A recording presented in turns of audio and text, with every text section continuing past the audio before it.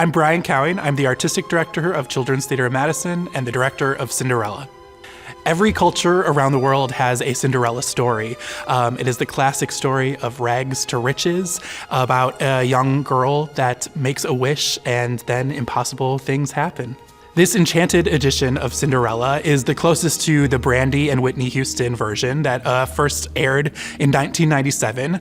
And this was really the people's Cinderella. It was the bright colors, the magnificent sets, a multiracial cast, and that's what we really tried to capture here at CTM with this production. I'm Mark Wurzelbacher, and I'm the music director for Cinderella. Rodgers and Hammerstein are considered by many to be the greatest songwriting team ever in the history of musical theater. So it's always a real treat to get to see a Rodgers and Hammerstein show. I think you're going to be swept away by the beautiful voices that you hear and the really intense, chromatic harmony that just pulls at your heartstrings. My name is Nyla Sabrina El-Tahir. I play Cinderella in Cinderella. My favorite thing about playing Cinderella is that I'm sure, as many can relate to, always wanted to wear the princess dress, always wanted to sing these songs and get to twirl around and have magical occurrences happen to me. I think this show is important right now because there is a lot happening in our world and in our country, and even though Cinderella is a fairy tale and it's not set in our modern day society, it's ultimately about someone staying true to herself despite her circumstances and what's happening in the world around her and to her. And I think that that's really important for everyone to remember. I'm Jack Porubsky. I'm playing Prince Christopher in Cinderella Enchanted Edition with CTM.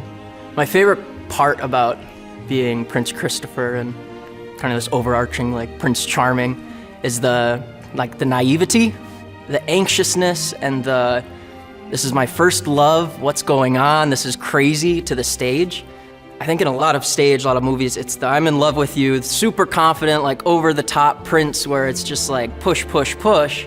And I think with at least my interpretation of Prince Christopher is this is his first love, and it's so nerve-wracking and messy and beautiful and just all of the mess is really what I want to get in there with the love, because love isn't always great. You get that anxiety, you get the uncomfortableness, but you can really create something beautiful within that uncomfortability, and I think that's just the beauty that I can bring to this part.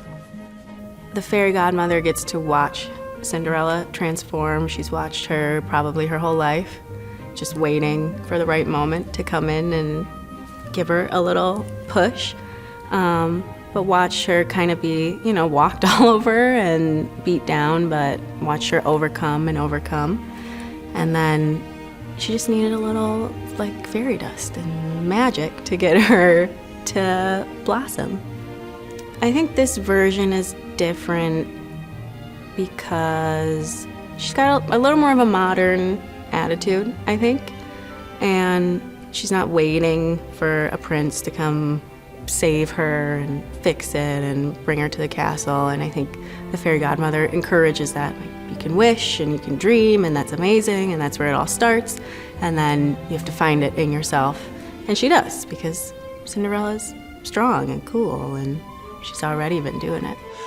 I personally picked this show because it is what I love about musical theater. It is sweeping score, huge dance numbers, great story, and then also huge costumes, huge scenery, and then against the backdrop of the Capitol Theater, which is the grandest stage, I think, in Madison.